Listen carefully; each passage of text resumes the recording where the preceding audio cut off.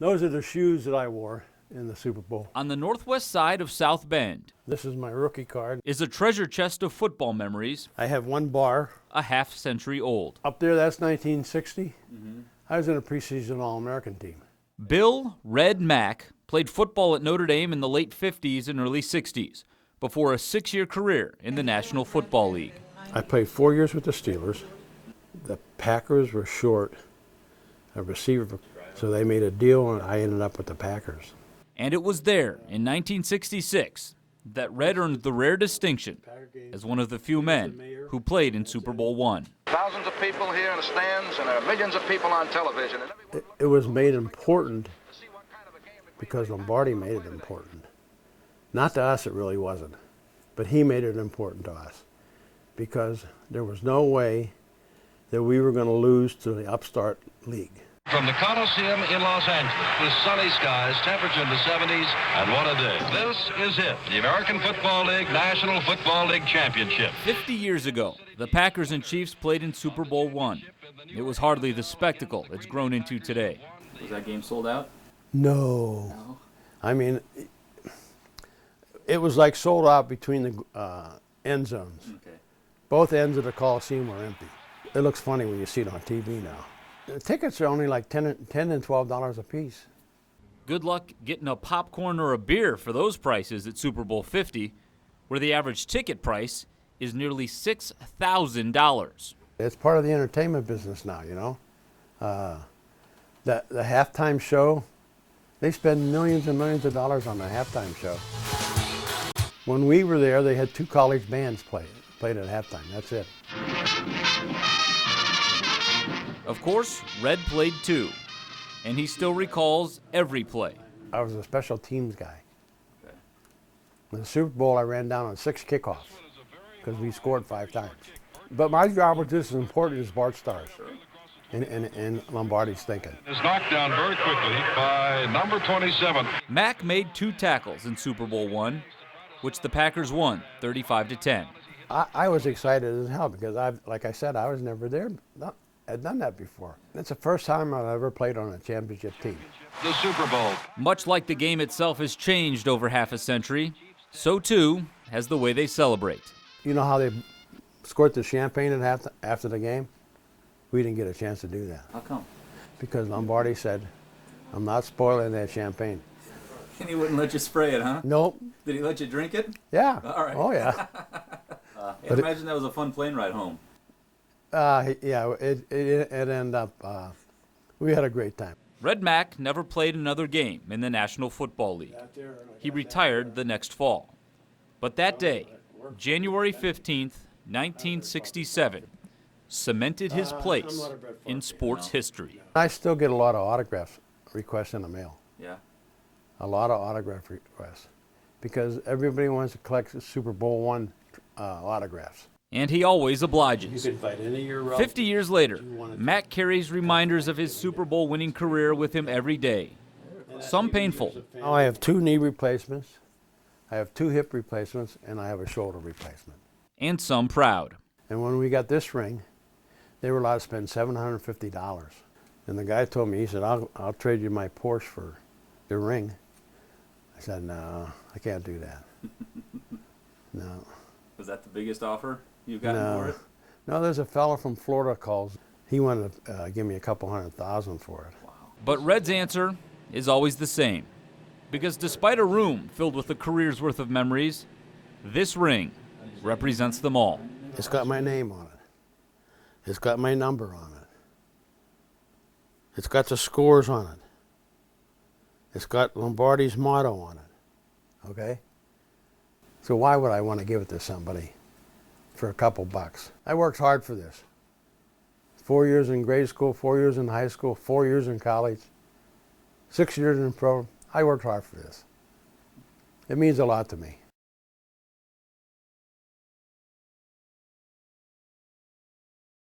Remains in Chicago tonight. And there's WSBT 22 Sports Director Pete Byrne live for us inside Wrigley. And boy, Pete, it is do or die for the Cubs tonight. That's right, Diane. Greetings from the friendly confines here on the north side of Chicago. You said it. It's a very simple task for the Cubs tonight. You either win and trend the series back to Cleveland for a Game 6, or you go in the clubhouse and pack your bags for the season. And it's been a great season for the Cubs, but it's certainly not one that they want to end here tonight in Game 5. They face a pretty substantial task. They have to win 3 consecutive games if they want to prevent the Indians from winning the World Series, but it's not an insurmountable task. The Cubs won 103 baseball games this year, and during the regular season, they had 16 distinct winning streaks of at least 3 games or more. So what they're trying to do here over the next couple days, win 3 in a row, is something they have done a tremendous amount of times this year during the regular season. And lest we forget, they did it in the postseason too. The Cubs were in a similar position, trailing the Dodgers 2-1 in the NLCS before rattling off wins in Game 4, 5, and 6, and moving on here to the World Series. So the Cubs have some confidence in knowing they have done this before, and they feel like they are more than capable of doing it again here in the World Series. Nothing surprises me in this game. I mean, you can be down, but you could get back up just as easily. So that's what makes this game great. That's why it's a 7-game series. We have to win 4 games. So, you know, we're not out until we're out. We're down, but we're not out. Tomorrow we're playing, you know, to stay afloat. And I think that we're going to dip down into some passionate ball play tomorrow. I think we're going to want it pretty bad tomorrow. Just give us another shot, you know, and hopefully we come through. The deck may be stacked against the Cubs, but there is no clock in baseball. As long as you have an out to play with, you've got a chance. And the Cubs are going to take their chances in Game 5 here tonight against the Cleveland Indians and hope to send this series back to Cleveland for a 6th game. Notre Dame opens NCAA tournament play against the Michigan Wolverines in just a few hours right here on WSBT 22. Sports Director Pete Byrne joins us from the Barclays Center in Brooklyn, where the Irish are practicing more than just their skills on the court. Pete. Yeah, that's right, Rick. You know, so many basketball fans are familiar with the tune One Shining Moment, the iconic song that's synonymous with March Madness. But it turns out it's more than just a catchy tune for the TV. When I went into the Irish locker room yesterday, I found out that the Irish players and Coach Mike Bray are pretty big fans as well. I got to start by having you watch this. The ball is tipped. I saw it. And Did you? there you are. You're running for your life. Look, I'm better than Barkley. My voice is better than Barkley. One shining. I think, you know, I have a career maybe in Vegas. One shining moment. Yeah, that was a lot of fun, you know, to do that with Coach Bray and the guys. You know, it was a great experience. And to see it on TV was, you know, great. And when it's done, all I know is one shining moment. That's all I know. I don't know the rest. But that was a fun thing to do. So who's the better singer on the team? Is it you? Is it Zach? Is it Coach? Coach Bray is a great singer. frozen in time. As far as the players, I think I'm the Beyonce of the group, and you know they're the other two. They're my backup singers. One shining moment. This guy over here says that he's the Beyonce of the group, and you and Zach are the other two. No, I'm the Beyonce. I'm the Jay-Z. I'm the leader. I'm the best singer on the team, and everybody knows that. You can't be Beyonce and Jay-Z, can you? I mean, I could be Beyonce, you know, when they weren't together, and I could be Jay-Z, I guess, when they are together. That makes no sense. So I guess that's what's going to happen. One shining moment. That's good.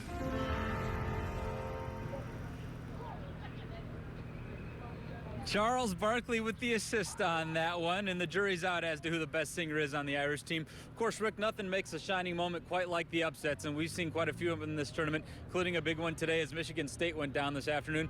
And avoiding the upset is what the Irish are going to try and do later tonight when they take on Michigan here on WSBT. When I come back a few minutes from now in sports, I'll take a closer look at how the Irish plan on doing that.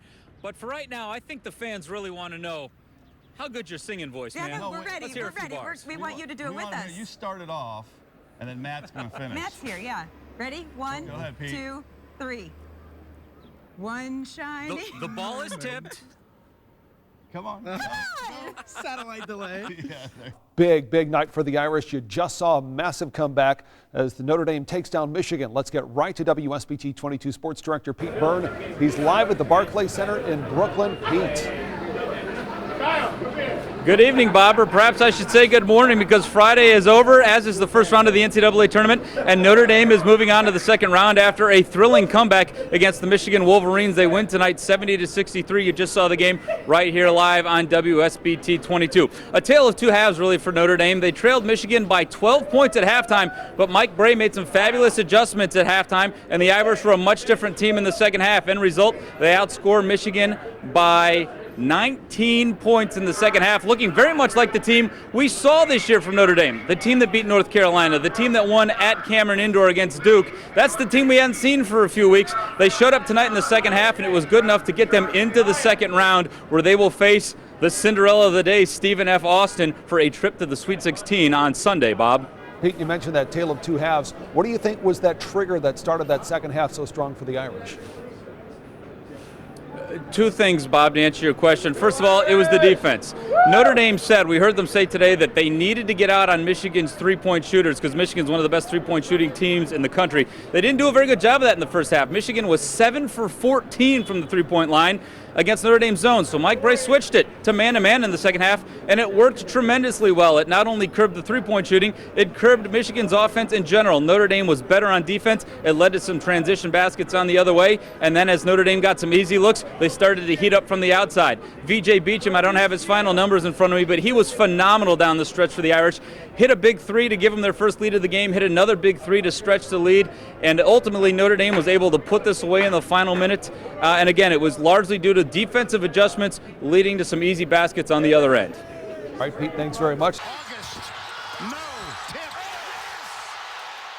Rex Pfluger, the freshman, with his first points of the game, and they send Notre Dame to the Sweet 16. An incredible finish as the Irish pull off some March Madness of their own. 76-75 is your final.